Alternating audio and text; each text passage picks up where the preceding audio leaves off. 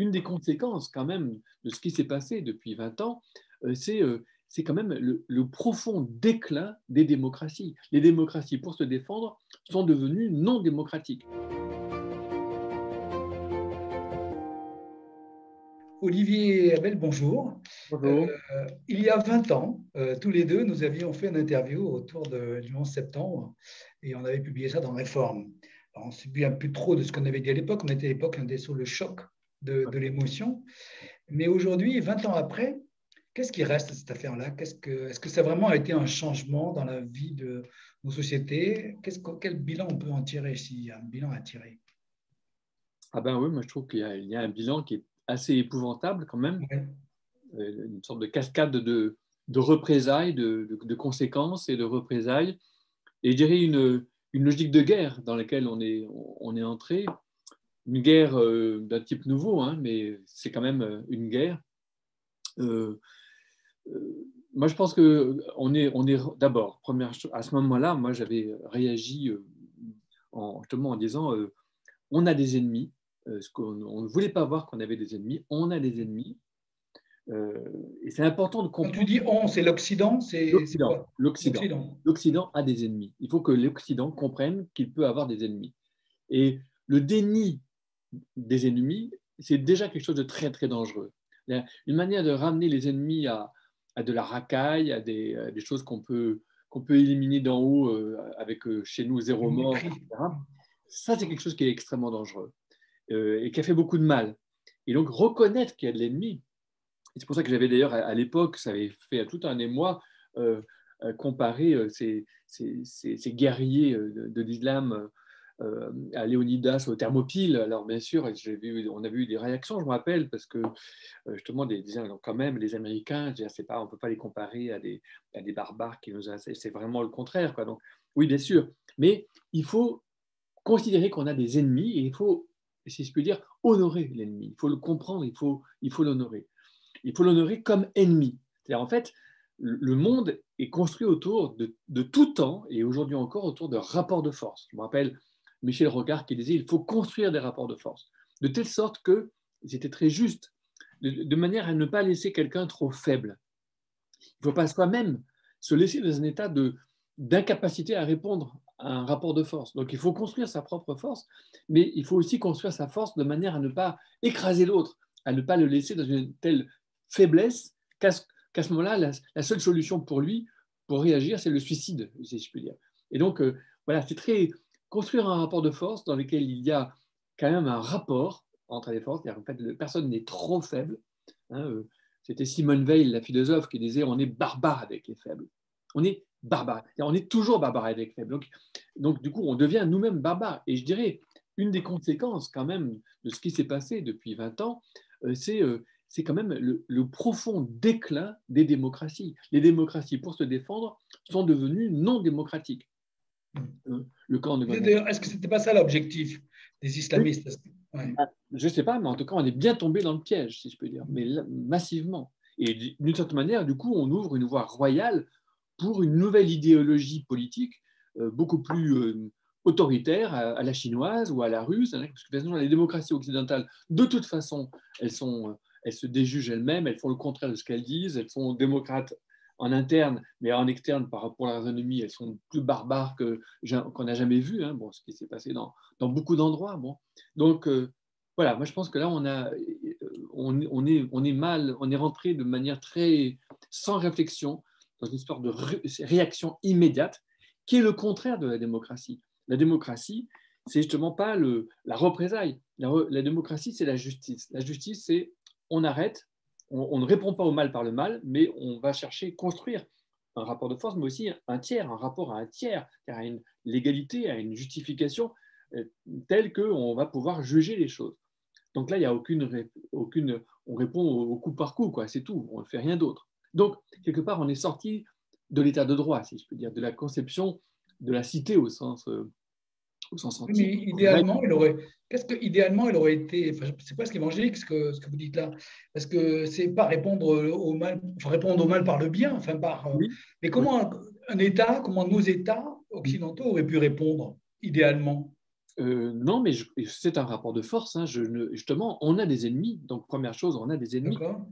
Juste, justement, quelques mois après, j'avais publié le livre là, De l'amour des ennemis chez Albin Michel, De l'amour des ennemis et autres méditations sur la guerre et la politique. Et l'avant-propos est vraiment je l'ai écrit quelques jours, quelques semaines après, parce que c'est le 11 septembre.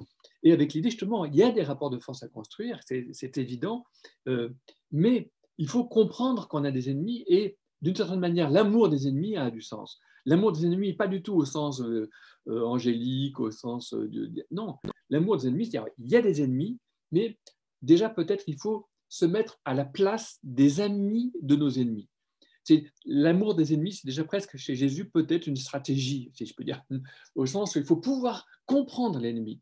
Il y avait Sénèque qui avait une formule magnifique, je ne la cite pas en latin, mais en français, il disait « J'ai coutume de passer dans le camp adverse, non pas comme traître ou comme transfuge, hein, mais bien comme en tant qu'explorateur. Il faut explorer le camp de l'ennemi, il faut le comprendre, il faut un minimum de compréhension, sinon c'est que de la barbarie, c'est-à-dire en fait, on les traite comme des barbares et on ne les comprend pas, on ne cherche pas à les comprendre, on ne cherche pas même pas à interpréter ce qui se passe.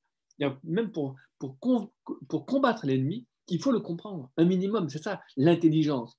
J'entends Valérie Pécresse parler d'un délit d'intelligence avec l'ennemi. Mais justement, les services secrets, par définition, ils sont dans l'intelligence de l'ennemi. Et s'ils n'ont pas la capacité de comprendre l'ennemi, eh ben, on est vraiment très loin même d'avoir un service, une intelligence de service, si je peux dire, capable de rencontrer, de comprendre l'ennemi et donc de construire le rapport de force. Oui, mais là, qu'est-ce on va nous dire? Mais qu'est-ce qu'il y a à comprendre dans le terrorisme islamiste? Qu'est-ce qu'il y a à comprendre? Et je suis d'accord que, par exemple, là, pour les procès, Oui, on on est dit en train de... est-ce qu'il va parler, est-ce qu'il va parler? Mais il n'y a rien à entendre de ce que va dire Abdeslam. Ouais. un type comme ça. C'est pas là qu'il y a rien, c'est pas lui qui va dire des choses intelligentes, si je peux dire. Il va pouvoir dire.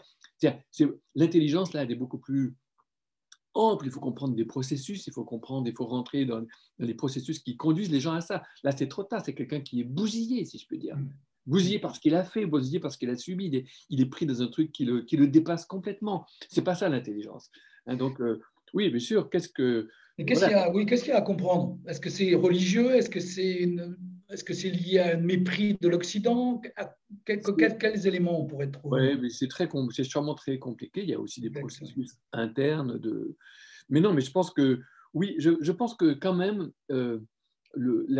en fait, au fond, ça a à voir avec ce que je disais tout à l'heure sur la faiblesse.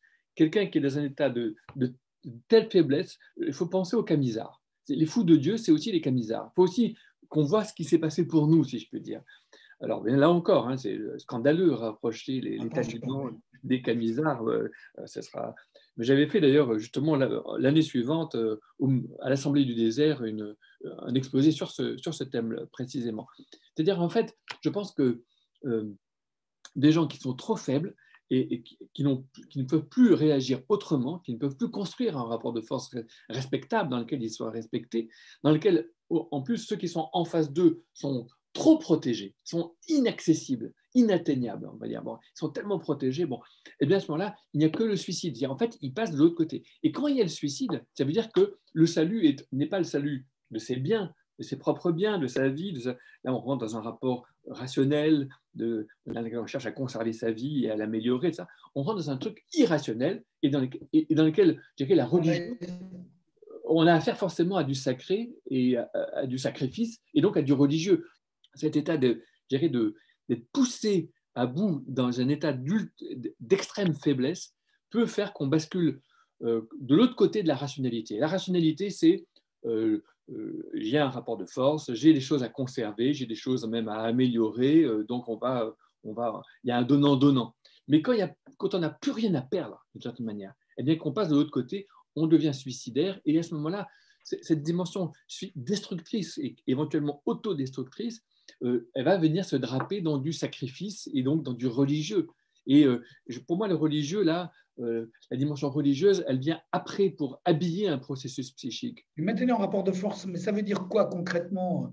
Installer un rapport de force, ça veut dire c'est une espèce d'équilibre de la terreur, quoi, comme on faisait avec la dissuasion nucléaire. Je ne sais pas, qu'est-ce que ça veut dire Voilà, concrètement? le rapport de force, concrètement, c'est oui, c'est protéger c'est à la fois des frontières, c'est à la fois des rapports de force militaires, mais c'est aussi des rapports de force économiques, c'est aussi des rapports de force culturels. Je dirais, euh, l'Occident, j'ai envie de dire, c'était mon propos dans le livre que j'ai fait sur l'Europe, l'Occident, en quelque sorte,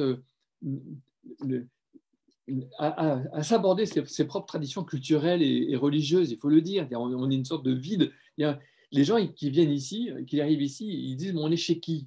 Mais il faut quand même aussi un tout petit peu exister, avoir sa propre culture, ses propres traditions, sa propre vie. Et c'est vrai qu'on a une conception de la démocratie dans laquelle, non, il n'y a pas de tradition, non, il n'y a pas de religion. Ici, enfin, il n'y a plus qu'une sorte de très maigre récit démocratique réduit à des droits, à des libertés individuelles. On voit ce que ça donne. Ça On le finit par voit, oui, on le voit aujourd'hui. une idéologie complètement vide, complètement creuse. Donc, ça manque de force, ça manque d'énergie de civilisation. Et c'est ça qu'à mon avis, c'est aussi ça le rapport de force. Le rapport de force, c'est aussi qu'on reprenne confiance en nous-mêmes. Mais reprendre confiance en nous-mêmes, c'est aussi capable d'être accueillant chez soi, mais parce qu'on est chez soi et parce qu'on a des choses à proposer. C'est ça qui, je pense, manque aussi. Pas seulement le rapport de force au sens militaire.